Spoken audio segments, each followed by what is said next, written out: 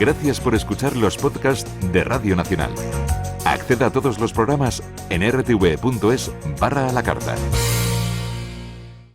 Espacio en Blanco. En Radio Nacional de España, con Miguel Blanco.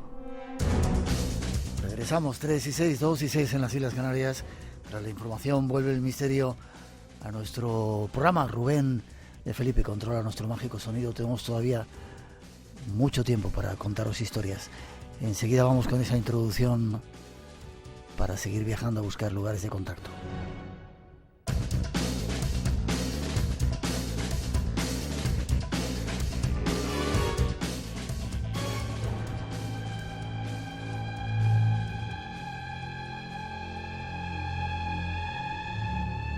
Seguimos a la búsqueda de lugares mágicos en el planeta.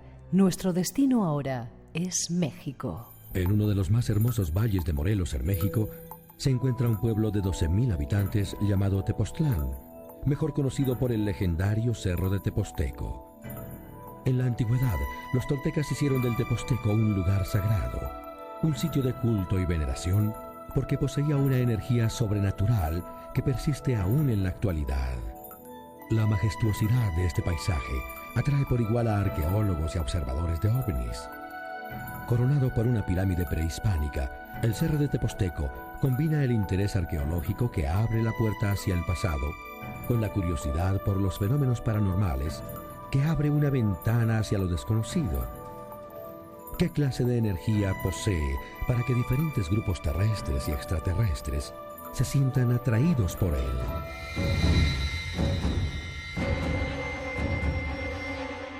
Tepoztlán, un nuevo lugar mítico para buscar respuestas.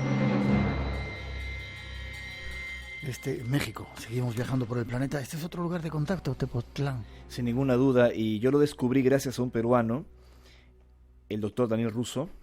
No lo conocí en persona, pero sí entablé amistad con sus hijos. Daniel Russo, el gran investigador, masón, pesquisador de las culturas protohistóricas, fue el que lanzó a conocer mundialmente Marcahuasi, en los Andes de Perú.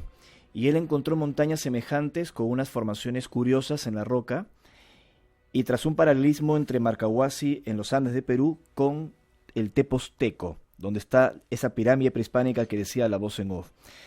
Y Tepoztlán es un lugar muy conocido porque la gente de México, esto está al sur de la Ciudad de México, en el estado de Morelos, suele ir allí porque hay un clima muy bonito, de sierra, de montaña, pero también porque es una zona que cautiva, tiene una magia que no se puede comprender. Lo que halló Russo y lo que más tarde en mis propias investigaciones pude corroborar es que la misma leyenda de túneles que albergaron a supervivientes de culturas perdidas se encuentra en esa región. Obviamente, de Morelos, dices. Sí, en el estado de México. Exactamente, en el estado de Morelos, al lado del estado de México. No está muy lejos para partir allí en coche desde la Ciudad de México, la antigua DF, como se conoce. Y se dice que detrás del Dado, la roca del Dado, como le llaman allí los lugareños, se encuentra una cavidad subterránea que pasa, según dicen los maestros ancianos de la zona de Tepoztlán, los que suelen camuflarse como iniciadores del temazcal en esas regiones, que el túnel pasa por debajo del Teposteco y se dirige hacia algunos volcanes en particular, como el Popo y el Iztaccíhuatl. Incluso dicen que hay una red de túneles que unen buena región subterránea de Puebla con este sector del Teposteco. Entonces me puse a investigar y encontramos que estas informaciones no eran un delirio, porque uno de los túneles tenía una boca de entrada en la zona de Puebla, unas cuevas muy conocidas en Puebla, que saltaron a la luz con mucha fuerza en el año 2004, aunque ya eran conocidas porque un grupo de militares británicos fueron a hacer un ejercicio de entrenamiento, entre comillas, sin pedirle autorización al gobierno del entonces presidente Fox. Quedaron atrapados porque hubo como una tormenta, una lluvia, y quedaron inundados. Entonces llegaron los rescatistas de México para sacarlos de estos túneles, y el equipo británico le dijeron, de ningún modo, vamos a esperar a que venga nuestro propio equipo de Reino Unido y que ellos nos saquen. ¿Sí? Y así fue. Fue en marzo del año 2004. Y lo que es interesante con lo de Tepoztlán, de que estos túneles son custodiados por unas entidades, por unas criaturas pequeñas que según la tradición, y esto hay que tomarlo con pinzas, no digo que sea exactamente así, según la tradición son llamados chaneques, lo que me recuerda a los misteriosos zunkis que mencionan los indios Shuar en la cueva de los Tallos. Hay un texto que se llama Manifiesto de Tepoztlán que publicó el doctor Russo, basado en su experiencia esotérica y en lo que él investigó durante décadas en Tepoztlán, donde él dice de que Tepoztlán, como otras montañas en el mundo, pienso yo, como el Uritorco que hemos hablado, o como Marcahuasi en el Perú, son las arcas de piedra donde los presuntos remanentes de culturas perdidas depositaron un secreto. Por eso Tepoztlán es uno de los lugares de poder más importantes de México y un lugar que atesora secretos, porque no en vano la tradición mexica dice que allí nació el mismísimo Quetzalcóatl.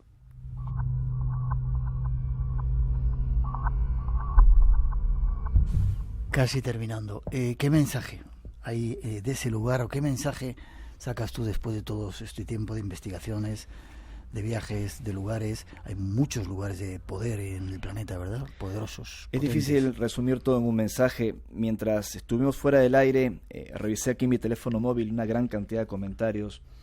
Y el mensaje que voy a dar tiene que ver con una pregunta muy inteligente que hizo Fran García, que él escuchó que muchos investigadores o testigos de estas cosas, sus vidas habían sido trastocadas o habían terminado muy mal. Querido Fran, ese no ha sido mi caso. Llevo 25 años en esto, desde que era un adolescente. Y aunque no puedo demostrar nada de lo que he dicho, solo comparto información, cada uno la podrá sopesar, reflexionar. Creo que esto me conectó más conmigo mismo.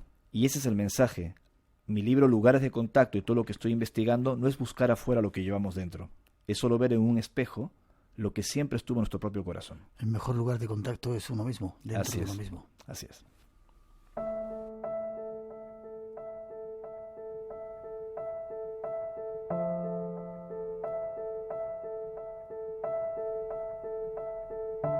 Y esta música creo que es vuestra, ¿no? Sí, es nuestro quinto disco. Bueno, para aquellos que no conocían un poco mi faceta. Yo no sabía que eras también músico en ese sentido. Sí, mi esposa Sol, cantante de musicales en la Argentina, y yo estudié música con una pianista muy conocida en Lima, con Concho Levi Staff. Si me preguntaban a mí de chico en el colegio, en los maristas, ¿qué quieres ser de grande? Yo no hubiese dicho escritor o investigador de los ovnis, yo quería ser músico. Y retomé la música hace unos años y estamos publicando nuestras composiciones, cuyas letras y cuyo enfoque tiene que ver justamente con todos estos temas que hemos venido hablando. Así que les presento Mintaca, nuestro proyecto musical. Bien, quiero escuchar otro tema antes de que nos vayamos. Forma de contacto. Además, creo que mañana vas a estar en la feria. Bye. Sí, cierto. Mañana vamos a estar en la feria. Si queréis conocer a este personaje, aprovechar mañana aquí en Madrid. Gracias, Miguel. Mañana vamos a estar en la Feria del Libro, en la caseta 228 de Ediciones Luciérnaga de Grupo Planeta. Esto va a ser 19 a 21 horas. De las 7 de la tarde hasta las 9. Sí, de las 7 de la tarde hasta las 9. 21. Escuchamos un poquito de esa música y nos vamos.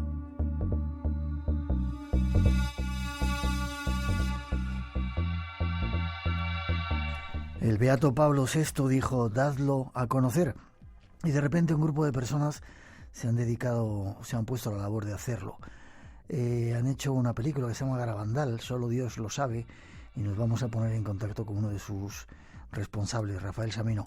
Buenas noches, Rafael. Muy buenas noches, Miguel. ¿Cómo estás?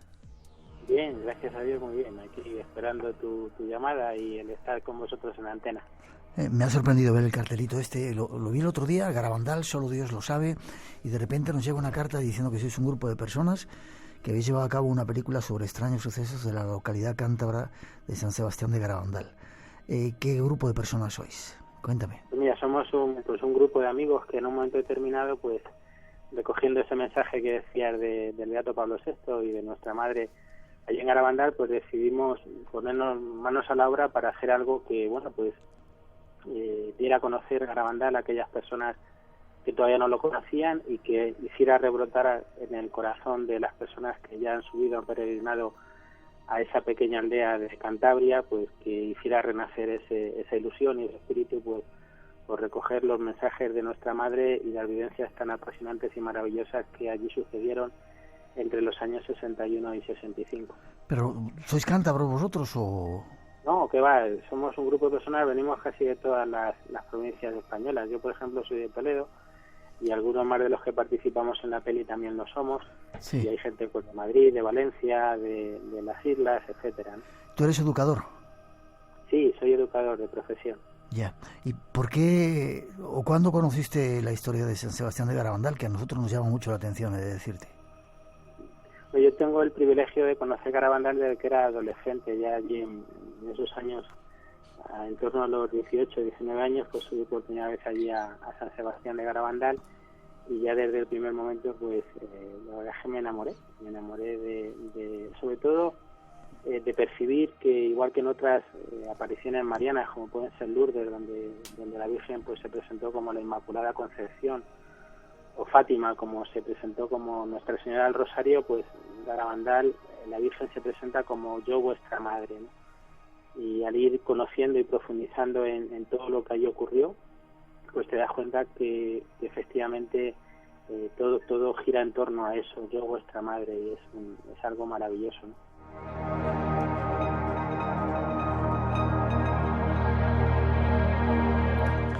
¿Habéis entrevistado a los videntes, a la gente del pueblo? Bueno, habéis hecho una película que no sé si lo había dicho yo. Y para hacerla, ¿con qué medios contabais y a quién habéis entrevistado? ¿Cómo es la película? Nárrame un poco. Pues, realmente la película está basada totalmente en hechos reales, ¿no? Y lo que hemos seguido ha sido pues toda una documentación escrita que hay, y también pues testimonios orales, como bien dice, de mucha gente que fue testigo directo de esas apariciones, ¿no? Entonces, pues a través de todos esos está claro que es imposible meter en un vaso de agua todo un océano, ¿no? Es imposible en 96 minutos de desarrollo del film de la película, pues es imposible meter todo lo que allí ocurrió en la aldea. Hay más de 2.000 apariciones constatadas, pero sí que es verdad que se ha hecho un recorrido basándose en aquellas situaciones que bueno, pues que al guionista y al director más le llamaban la atención, pues hemos ido haciendo un recorrido creo que bastante fidedigno y bastante digno de todo lo que allí ocurrió, ¿verdad? Niñas, algunos de los videntes que caminaban con los ojos cerrados hacia atrás, descalzos por un camino súper abrupto, con un montón de extrañas historias que sucedían alrededor, ¿verdad? Sí, la verdad es que siguiendo un poco lo que tú decías antes del Beato Pablo VI, ¿no? Él define en un momento determinado que Garabandal era como la segunda vida de la Santísima Virgen en la tierra, y que no había palabras para agradecerlo. Y es verdad que en esos 5 años, pues nuestra madre no solamente tuvo todo este tipo de manifestaciones con las 4 niñas, con Mariloli, con Conchita, con Jacinta y con Maricruz, sino que visitó todas y cada una de las casas del pueblo, visitó el cementerio, visitó todas las callejas, visitó los prados, y como que hizo pues de Garabandal su casa, ¿no? Aunque bueno, pues de una forma quizás más asidua o más continua, pues en la calleja, allí en lo que llamaban el Cuadro y en Los Pinos, pues fue donde hubo quizás más manifestaciones. Convendrás conmigo que Garabandal es un sitio cuanto menos extraño, curioso, ¿no? Misterioso. Hombre, se puede ver así. Para mí es mucho más que todo eso, ¿no? Para mí Garabandal es tierra de María, ¿no? Es una tierra, es una parcela de Cantabria, es una parcela de España que ella eligió como un sitio suyo, ¿no? Y cuando uno sube a peregrinar allí y pues tiene la posibilidad de estar un rato, una tarde, una mañana, un día, una semana, pues nota esa presencia maternal, ¿no? Que hace que pues muchos de los problemas que uno lleva en su corazón pues se vayan disipando, se vayan suavizando o se vayan relativizando, ¿no? O también uno sube allí pues para dar gracias o para bueno, pues para tener un contacto íntimo y personal con ella. Ya. ¿Tenéis experiencia en hacer cine?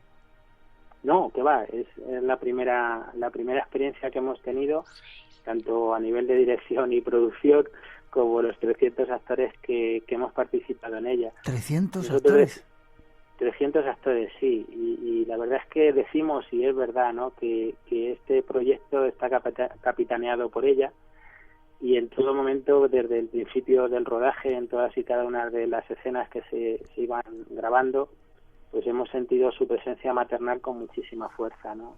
Todos los días, cuando estábamos allí en aquellos parajes de los Picos de Europa, muchos días desde las 7 de la mañana hasta ya entrada la tarde, incluso ya había escenas que eran nocturnas, con lo cual pues nos teníamos que quedar por la noche.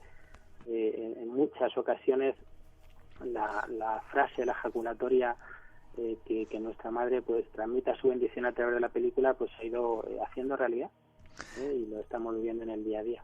He visto aquí en ese cartel anunciador que hay actores, supongo que hacen de sacerdotes, de guardias civiles, están los videntes. ¿Esa gente dónde la habéis sacado? Pues mira, en principio se hizo un casting pues en este grupo que te decía de personas enamoradas de Garabandal, y como que al hacer el casting pues a cada uno nos fueron dando el papel que se acomodaba más a los talentos o a los dones o a la facilidad que tiene o que tenemos cada uno de nosotros a la hora de expresarnos o de llevar a cabo el papel. Y es verdad también que cada uno pues hemos puesto lo mejor de nosotros mismos pues para eso, para que la película sea digna, y aunque no hay ningún renombre importante dentro del elenco de actores, pues sí que es verdad que este hecho de haber dado lo mejor de nosotros mismos, pues y también de abajarnos, ¿no? De no buscarnos en ese prurito personal, en ese querer destacar, sino que en hacer un grupo, un equipo, y ponerla a ella como bandera y como auténtica protagonista de la película, pues es lo que está haciendo que tenga el éxito que está teniendo, que a nosotros mismos nos está desbordando. Mira, yo sinceramente definiría la película Garabandal, solo Dios lo sabe, con una palabra solamente, y la palabra es desproporción, ¿no? Hay una desproporción enorme entre lo que somos y lo que sabemos y las consecuencias tan maravillosas que está dando en cartelera la película, ¿no?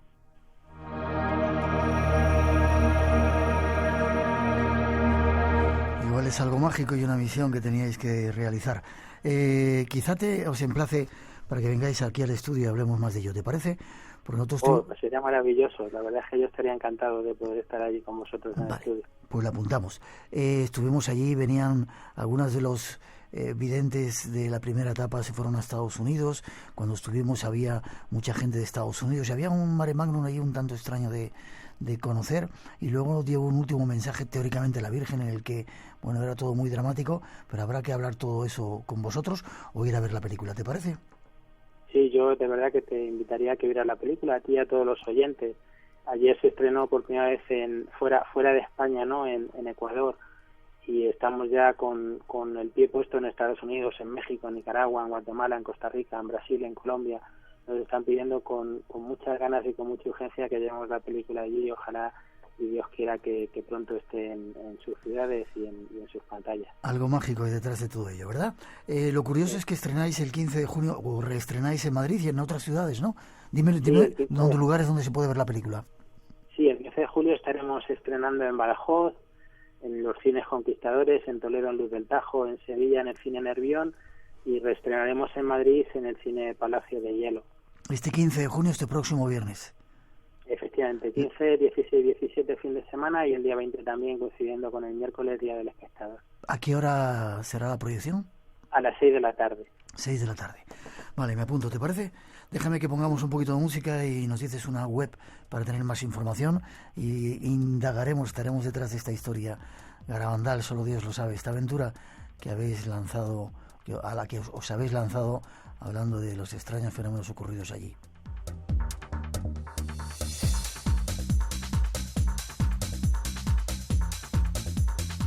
Si queréis ver algo cuanto menos curioso, Garabandal, solo Dios lo sabe, en el cine Palacio de Hielo, 15 de junio aquí en Madrid, y en otros muchos lugares. ¿Forma de contacto para tener más información de sus sitios? Pues directamente meterse en la página web Garabandal, solo Dios lo sabe, y ahí hay todo tipo de información de los actores, del rodaje, de los cines donde se está proyectando, se va a proyectar, bueno, pues todo un poco. Es una página muy bonita, muy interesante y con bastante facilidad para moverse por ella. Vale, Rafael, un placer. Una última pregunta: ¿el dinero que sacáis con las proyecciones, para qué sirve? ¿Perdón? Nada, ya te lo haré otra vez cuando estés aquí. No, dime. No, te decía que el dinero que sacáis con las proyecciones, ¿para qué es? ¿Para amortizar la película? Ahí me pillas, pero lo que sí que te puedo asegurar es que absolutamente todos las personas que hemos participado en la película, tanto dirección, producción, luces, sonido, etcétera, y los actores, todo el elenco de actores nos hemos pagado nuestros gastos, es decir, todos hemos firmado un recibito renunciando a cualquier tipo de compensación económica, porque entendemos que tienes una película que sea de para lo que te decía antes, ¿no? Para dar a conocer Garabandal a aquellos que no lo conocían y para que se enamoren o reenamoren los que ya lo conocemos. Garabandal, solo Dios lo sabe. Enhorabuena, Rafael. Espero darte un abrazo, verte el día 15 de junio aquí en Madrid. Y si queréis más información, ponéis eso, Garabandal, solo Dios lo sabe, o una página web www.peliculagarabandal.com. Gracias y enhorabuena por el trabajo, Rafael. Muchísimas gracias a ti por la oportunidad que nos das y espero que cumplamos esta palabra de volvernos a ver y abrazarnos hoy en el estudio. Muchas Amén, gracias. así sea. Te veo prontito. Hasta pronto. Gracias, un abrazo. Hasta pronto. Según la Organización Mundial de la Salud, el 12% de las personas mayores de 60 años sufren maltrato psicológico. Si no haces lo que te pido, irás a una residencia o no te dejaré ver a los nietos. Eso también es maltrato. Memoria de Delfín, con Arturo Martín Lafuente. Esta semana y con motivo de su Día Internacional, hablamos del abuso y maltrato en la vejez. Memoria de Delfín. Los lunes a las 3 de la madrugada es hora de Radio Nacional de España. No se lo pierdan. Espacio en Blanco. La madrugada del sábado al domingo a las 2 con Miguel Blanco en Radio Nacional.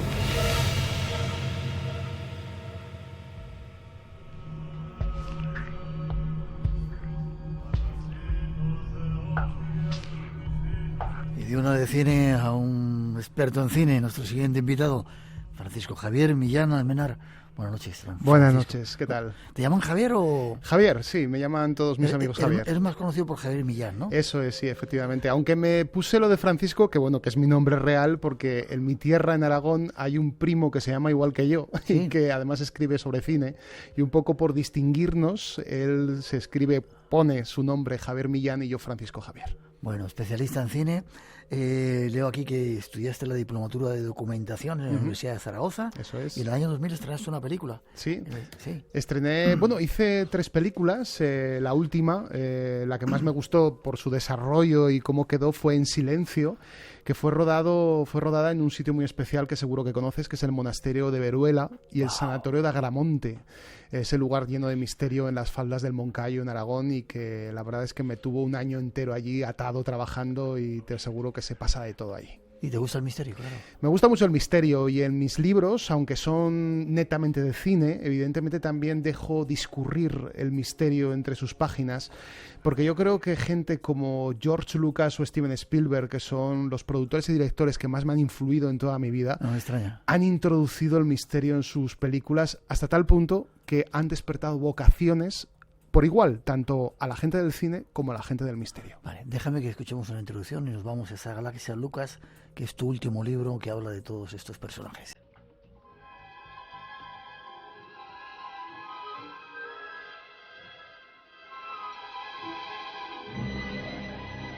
El mundo del cine influye en nuestra forma de vida, creando nuevos arquetipos que marcan a muchas generaciones.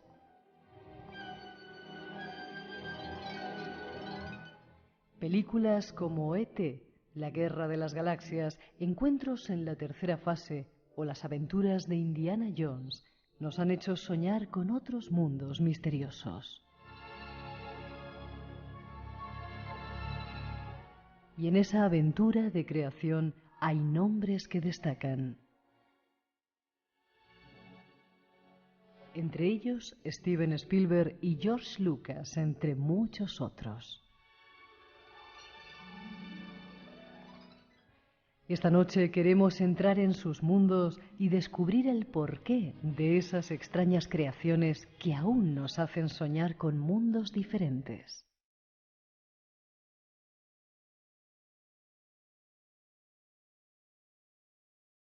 Pues ahí está esa introducción, casi parecido a lo que tú estabas diciendo. Hay personajes, directores de cine, que nos han metido ideas en el inconsciente y que han cambiado la forma de ver el universo, ¿verdad? Como Totalmente. Lucas en este caso. Habéis clavado perfectamente la presentación, porque es realmente lo que nos ha ocurrido a toda una generación. Pero es que en el caso de Lucas, esto va más allá. Es que ahora, en la actualidad, hay niños, hoy mismamente lo he estado viendo en la Feria del Libro de Madrid, cómo se acercaban niños de 6, 7 años y veían la portada del libro y decían, reconociendo todos los personajes, mira mamá, mira, esto es Star Wars. Sí. Y eso hace que pensar que si ya han pasado 40 años desde entonces, ¿cuántos años van a pasar? Porque esos niños ya influidos por estas películas, cuando se hagan mayores van a ser sus arquetipos también. Mira, ahí los tenemos.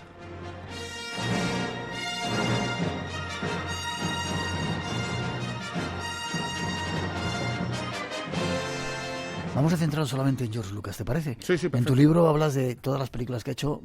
Si me permites, vamos a unas poquitas, ¿no? Pero ¿qué le ha pasado a este tío para que tenga esa imaginación tan increíble? Para que haya... Porque casi toda su obra tiene que ver con, no sé si se llama ciencia ficción, ¿no? Pero ¿cómo es capaz de crear un universo tan complejo, tan profundo como el de Star Wars, por ejemplo? Fíjate, él no nació para, digamos, convertirse en productor o creador de grandes sueños, sino que él pensaba hacer, sobre todo, cine experimental, cine un poco fuera de la industria. Pero de repente hay un cambio radical entre el estreno del American Graffiti, que fue una película del año 1973, y La Guerra de las Galaxias, y fue, digamos, un intento, esa primera Guerra de las Galaxias, de hacer un título que entroncase directamente con los seriales cinematográficos que él veía cuando era joven. Además, en una época que era un auténtico caldo de cultivo para la ciencia ficción, porque estamos hablando de los años de Flash Gordon, de Buck Rogers, y también son los años posteriores al caso Roswell de Nuevo México, y también el tema de los ovnis de Kenneth Arnold. Es decir, hay muchos elementos de la infancia que vivió George Lucas, que vivió allí en los Estados Unidos, en la pequeña localidad de Modesto, en California. Ya, pero le pasó algo. Spielberg, yo sé que vio un ovni, tuvo no sé si un contacto, como hablábamos con Ricardo, ¿no? Sí. ¿A Lucas le pasó algo, a George? A Lucas le pasó algo muy concreto en la fecha del 12 de junio de 1962.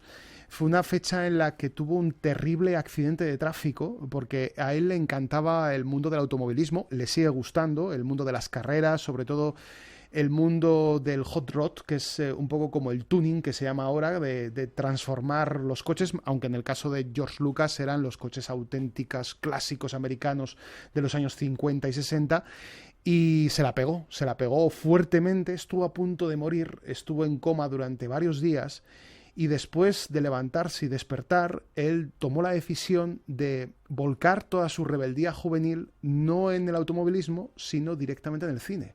Se fue directamente a estudiar cinematografía a la Universidad del Sur de California, y directamente allí empezó todo lo que es el éxito, porque fue conociendo progresivamente a todos aquellos nombres importantes de Hollywood que iban a ir de la mano con él a conseguir esa nueva generación de directores que romperían completamente las taquillas en los años 70.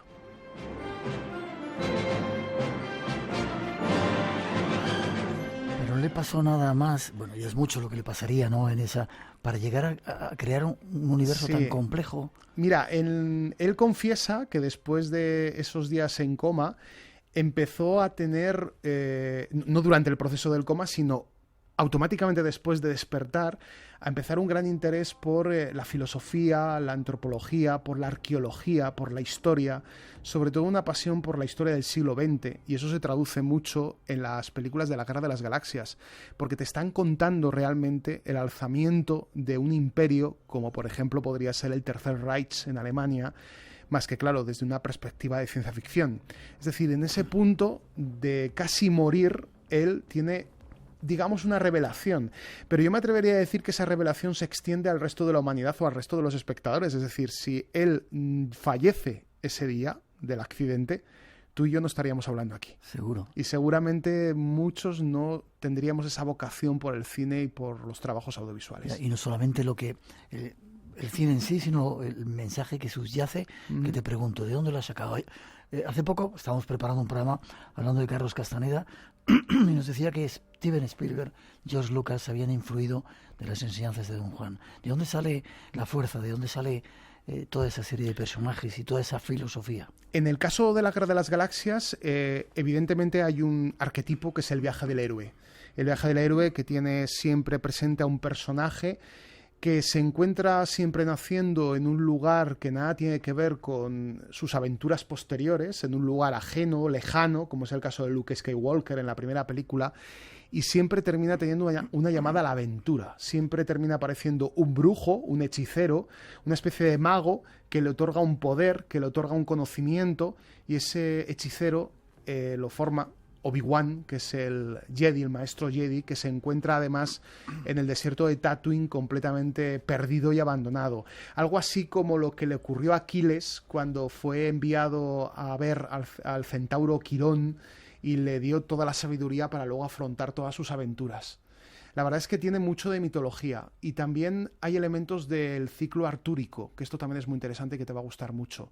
La República, que se ve en las películas de la Guerra de las Galaxias, sobre todo en las precuelas, en los episodios 1, 2 y 3, es el Camelot que desaparece, el Camelot corrupto que termina siendo vencido por el mal y por el lado oscuro. Espacio en Blanco. Tu cita con el misterio en Radio Nacional.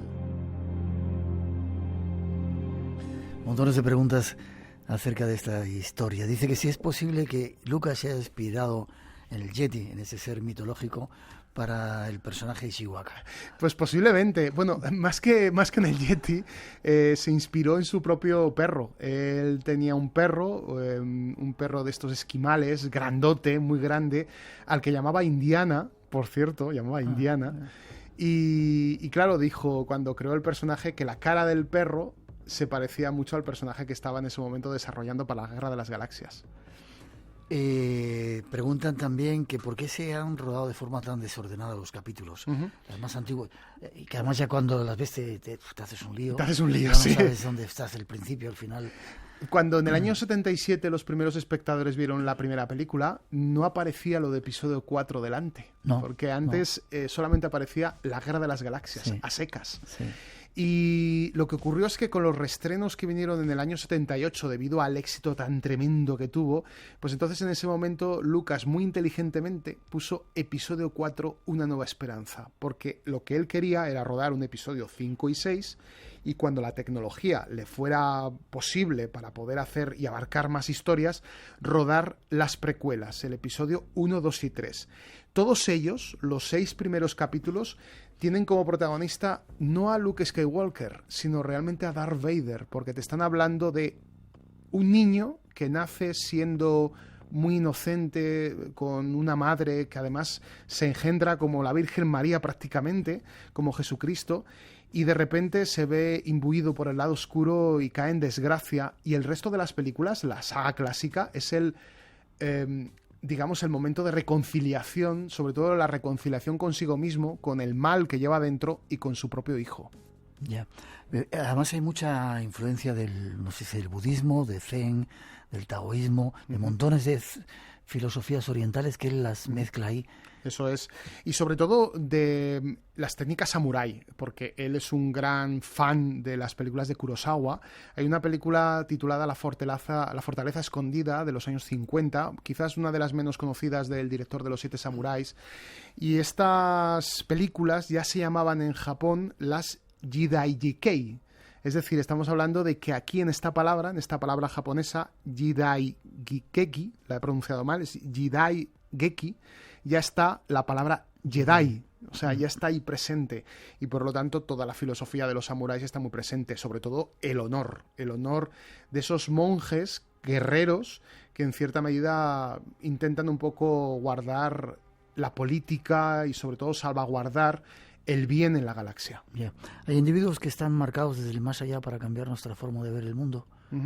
Pregunto. Y George Lucas podría ser uno de ellos, igual que Spielberg. Podría ser uno de ellos perfectamente, porque tanto Lucas como Spielberg, es increíble que tú te reúnas con gente en ferias del libro, en reuniones, en cualquier parte de España o en cualquier otro país, y todos tenemos la misma pasión. Es decir, ¿por qué hay una mente colectiva que de repente en los años 70 y 80 hace que un montón de gente que teníamos 5, 10 o 15 años, ahora, cuando ya estamos en los 40, seguimos teniendo esa pasión interna por estas películas? Se nos ilumina la cara cuando hablamos de ellas. Sí, se te nota. No solamente Lucas hizo esto, sino también otro otro mito. Estamos a punto de poner fin a una gran búsqueda. El Santo Grial, Dr. Jones.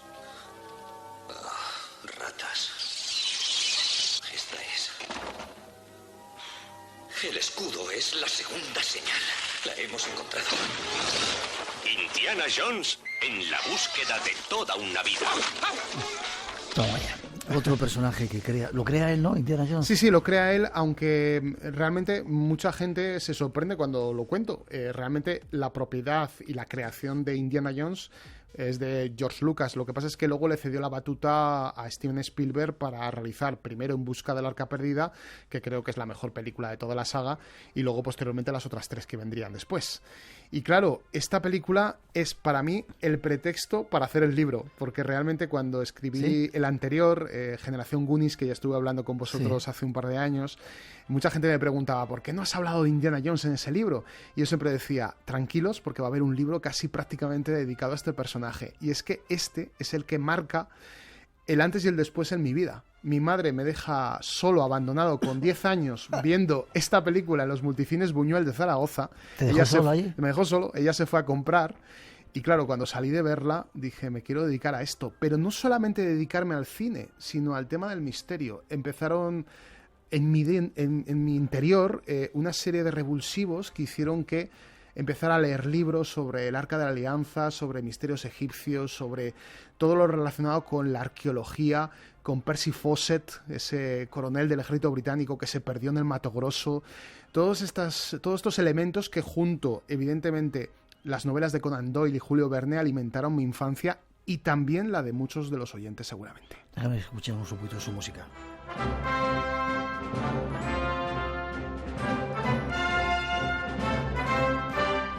Has nombrado un personaje real que quizás sea el origen de Indiana Jones. ¿En qué se basa George Lucas para sacar a ese aventurero, profesor de arqueología? De arqueología y que luego se va... Sí, de aventuras. Sí. Es un profesor de día y aparte también se dedica a la aventura. Se calza el sombrero fedora y la cazadora de cuero y va por ahí de viaje. Decir que hay 2 personajes, ya lo hemos nombrado a uno, es Percy Fawcett, que junto con Hiram Bingham, el descubridor de Machu Picchu. Bueno, el descubridor segundo. Bueno, el segundo, exactamente, el redescubrimiento de Machu Picchu. Todo esto Lucas lo lee cuando es joven, porque hay mucha literatura, hay muchas revistas de esa época, de cuando él era joven, cuando estamos hablando de los años finales de los 40, 50, que hablan sobre estas grandes hazañas, de estas grandes aventuras, y claro, algo se queda dentro en el joven Lucas.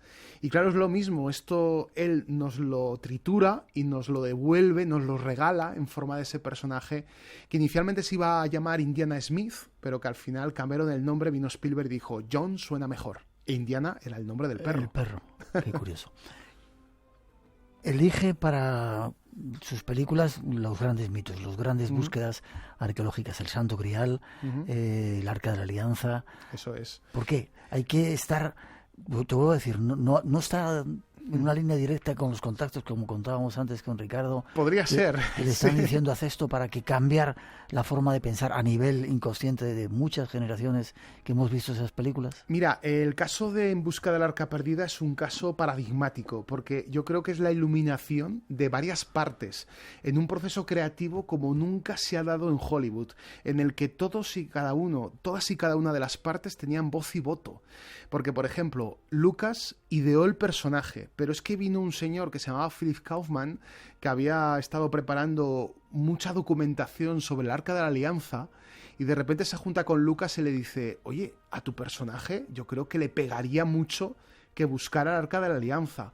Luego vino Lawrence Kasdan, que se convirtió también en un magnífico director, y Lawrence Kasdan aportó todos los elementos relacionados con el Tercer Reich, los alemanes, la búsqueda de los objetos de poder, los objetos místicos que estaban tan obsesionados los nazis para poder lograr ganar la Segunda Guerra Mundial. Y luego vino Spielberg y ya aportó ese elemento de serial tan de aventura, de acción repleta de una escena que se monta con otra y de escenas tan brillantes como por ejemplo el final, que es evidentemente inspiración completa de Spielberg, un hombre que es judío, un hombre que viene de una cultura hebrea y que al final acaba la película con un gran rito en una isla perdida en el Mediterráneo, haciendo que ese arca de la alianza levante todo su poder y toda su fuerza y la ira de Dios se desate por primera vez en la tierra en mucho tiempo.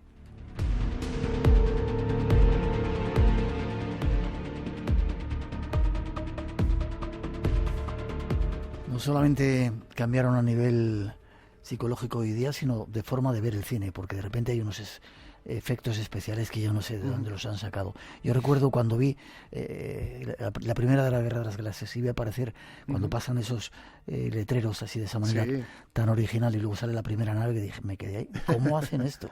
Increíble. Sí, bueno, la primera película sí que es verdad que ahora nos han llegado, las ediciones que se pueden ver actualmente están muy retocadas, ya se han transformado o sustituido con imágenes digitales, los llamados CGI, pero en su momento eran maquetas. O sea, tenía ese realismo que le hacía esa magia. Pero Lucas lo que hizo es un avance más allá de lo que consiguió Stanley Kubrick en la película 2001, que por cierto cumple 50 años este año. Película que yo creo que tendríamos que tratar en otro programa porque merece muchísimo la pena. Te tomo la idea. Y Lucas, muy obsesionado también con 2001, dijo: Kubrick ha conseguido el realismo, pero yo quiero que las maquetas que yo muestre den la sensación de que son cazas aéreos y naves tripuladas, como los combates que se filmaron por primera vez en cine en la Primera Guerra Mundial, esos combates con el Barón Rojo de la escuadrilla Lafayette, todas estas hazañas bélicas que te acuerdas que al principio te decía que tanto le gustaban a Lucas porque era un gran apasionado y es un gran apasionado de la historia europea. Pero eso también supongo que habrá sido un paso de gigante, toda esa serie de efectos especiales. Sin duda. Todas esas mundos que nos inspiran y que nos recrean y que nos meten en él como si estuviéramos viviendo ahí. Totalmente. Él tuvo que inventar una propia empresa dentro de su empresa. Dentro de Lucasfilm inventó Industrial Light and Magic. Fíjate qué bonito, luces y magia. Eso está muy bonito. Es muy bonito y cambió la historia del cine. Luego progresivamente los avances se fueron viendo en las películas de Star Wars, en las películas de Indiana Jones. Vino Parque Jurásico, que hace 2 días ha estrenado la nueva película. Está supervisada por Lucas. Lo que es el montaje y los efectos especiales son de su propia compañía, aunque la película es de Spielberg.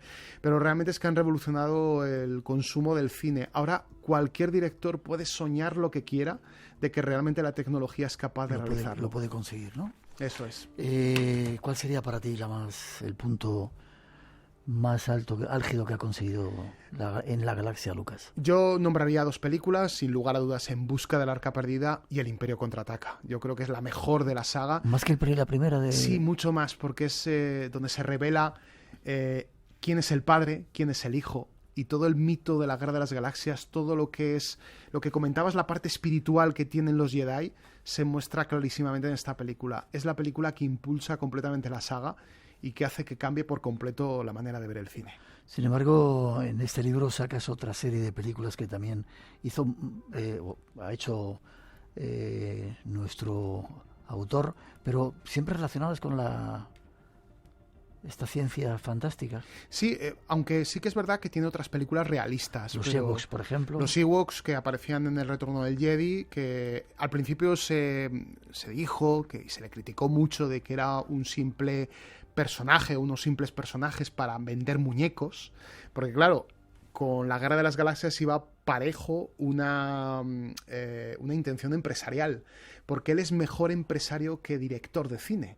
Él crea mundos, crea esos universos, otros directores los desarrollan, pero lo que hace es desarrollar evidentemente toda la mercadotecnia que hay alrededor, toda la venta de juguetería que hay. Yeah.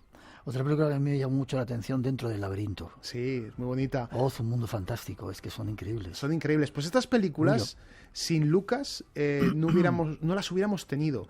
Porque si Indiana Jones no tiene el éxito que tiene, o La Guerra de las Galaxias, estas películas que se pueden considerar menores, no se hubieran podido financiar. Jim Henson, el creador de Los Teleñecos o películas como Cristal Oscuro, estaba teniendo muchos problemas de financiación y al final tuvo que llamar a la puerta de George Lucas y pedirle dinero. Y gracias a eso se unió junto con Terry Jones, uno de los Monty Python, y consiguieron esa película tan deliciosa con David Bowie de protagonista.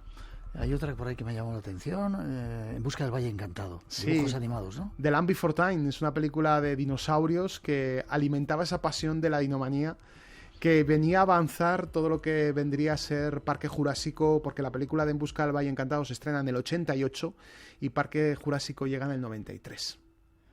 ¿Tuvieras que elegir una? ¿Solamente una? ¿De todas? Para elegir una me quedo con El Arca Perdida. Me quedo sin lugar a dudas.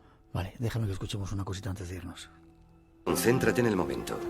Siente, no pienses. Usa tu instinto. Que la fuerza te acompañe. Que la fuerza te acompañe.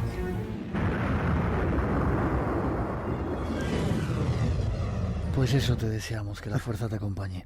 Vas a firmar libros también, ¿no? Si queréis conocer a ese otro personaje, mañana también, casi coincidiendo con Ricardo en la Feria del Libro. ¿Estás por la mañana? Sí, estoy por la mañana de 1 a 2 del mediodía y luego a partir de las 5:30 de la tarde, supongo que hasta las 7 aproximadamente, en la caseta 238, que es de la de mi editorial, Diablo Ediciones. Además se da la casualidad de que nuestro invitado anterior era la 228 y yo estoy en la 238. Vais a estar cerquita. Así que estamos cerca y es muy fácil para que los oyentes aprendan estos nombres. Y estéis con uno y con otro. O con los dos. Sí, señor. Ha sido un placer. ¿Forma de contacto? ¿Tienes alguna página web o algo? Sí, bueno, a través de Facebook o a través de Twitter, y si queréis puedo dar incluso mi correo electrónico, por que favor. es mis apellidos, bueno, mi nombre, F minúscula, millanalmenar@yahoo.com. millanalmenar@yahoo.com. Espero que hayas disfrutado estando con nosotros. Muchísimo, ha sido todo un lujo. También para nosotros. Que la fuerza te acompañe. Igualmente, Miguel. Gracias.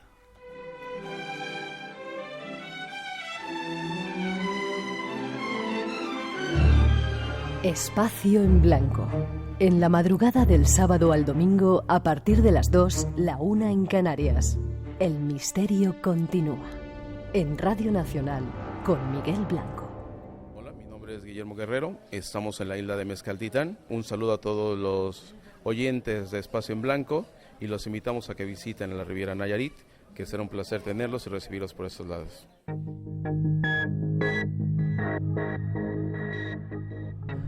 Riviera Nayarit, otro de esos lugares mágicos del planeta. Ese sí que es un lugar de contacto en México. Buenas noches, Rosa Rodríguez. Hola, buenas noches, Miguel. ¿Qué tal la noche hoy con los contactos y con el cine, los Lucas y compañías? Apasionante, muy movidita. Hemos recibido muchísimas experiencias de oyentes que nos han contado a través del teléfono, a través de las redes sociales y a través del correo electrónico, y que ya iremos, bueno, pues poniéndonos en contacto con ellos para hablar más tranquilamente, porque a lo largo del programa no hay apenas tiempo. Y tenemos una alerta OVNI, Miguel. Nos han mandado un mensajito, ¿no? Que se recuperan esas antiguas costumbres que teníamos. Nosotros fuimos uno de los impulsores, junto con Antonio Josiales, de esas reuniones multitudinarias para observar los cielos, que se siguen celebrando. ¿Para cuándo? Pues para allá, porque es para el 16 de junio, esto es la semana que viene. Y nos la manda Tomás Santiago, dice que está convocada esta alerta OVNI, es a nivel nacional y se trata de salir a lugares despejados, con buena visibilidad, y la intención es observar el cielo nocturno ante la posibilidad de avistar algún fenómeno anómalo. Hay un número de WhatsApp que él nos ha facilitado para todo aquel que esté interesado, ponerse en contacto, tomamos nota. Vale. Es el 691 01 5832. Lo repito, 691 01 5832. Tomás Santiago. Grupo Grue, creo que de Bilbao, que han sido también los han tenido siempre estas iniciativas. Así es, tienen una página web que es precisamente esa, www.grue.es. Perfecto. ¿Ganadores de nuestro concurso? Tenemos a Rafa Casado, que nos ha escrito en Facebook, a José Gabriel Pérez de Albacete, Carmen Córdoba, Ciudad Real, Iñaki Oregui, Guipúzcoa y Esther Miralles de Sevilla. Vale, y en 2 semanas tenemos una nueva cita con nuestros oyentes. Estamos en Cataluña, Barcelona. Hacía mucho tiempo que no íbamos a Cataluña. Vamos a estar en Barcelona en ese congreso que se está organizando de OVNIs, y vamos a estar en Barcelona en el Hotel Alimara haciendo el espacio en blanco con todos aquellos amigos del programa que quieran asistir. Será el sábado, gratuita, evidentemente. Eso es, hasta completar aforo, el sábado 23, y empezaremos la grabación del programa prontito. Habrá que estar un poquito antes. ¿Tenemos la hora confirmada ya, Miguel? 8:30, me parece que era, bueno, estar ahí a las 7:30 para pillar sí, sitio. A partir de las 7:30 o así iremos dando entrada a todos los que queráis venir a ver el programa. Recordar, el sábado 23, Barcelona, Hotel Alimara. Hay una página web a la que... Bueno, si no, poner Congreso OVNI Barcelona y salen todas las informaciones. Congreso OVNI Barcelona. La semana que viene daremos más datos, pero ahí vamos a estar entrada libre, gratuita, para compartir con nosotros esa experiencia, con un montón de invitados y hablando de que el contacto se acerca. ¿Alguna otra cosa? Pues que nada, que nos escriban los 5 afortunados que van a recibir el libro y nos manden la dirección postal, como siempre, a nuestro correo electrónico, espacioenblanco@rtv.es. Gracias, feliz semana, nos vemos. Igualmente.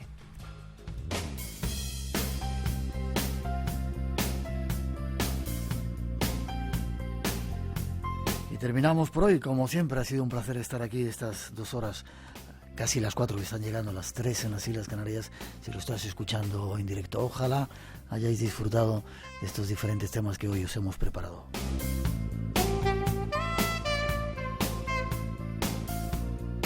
A partir de ahora comenzamos a preparar los nuevos enigmas que nos esperan para la semana que viene. Gracias a las visitas que hemos tenido. Espero que os haya gustado estar con nosotros. Gracias a los invitados. Gracias a todos por estar conectados. Y ahora hasta las 4 con la recomendación de que sigáis en esta sintonía. Os dejamos con un poquito de nuestra mejor música. Y no olvidéis, el misterio continúa aquí en Radio Nacional. Y os esperamos. ¡Feliz semana!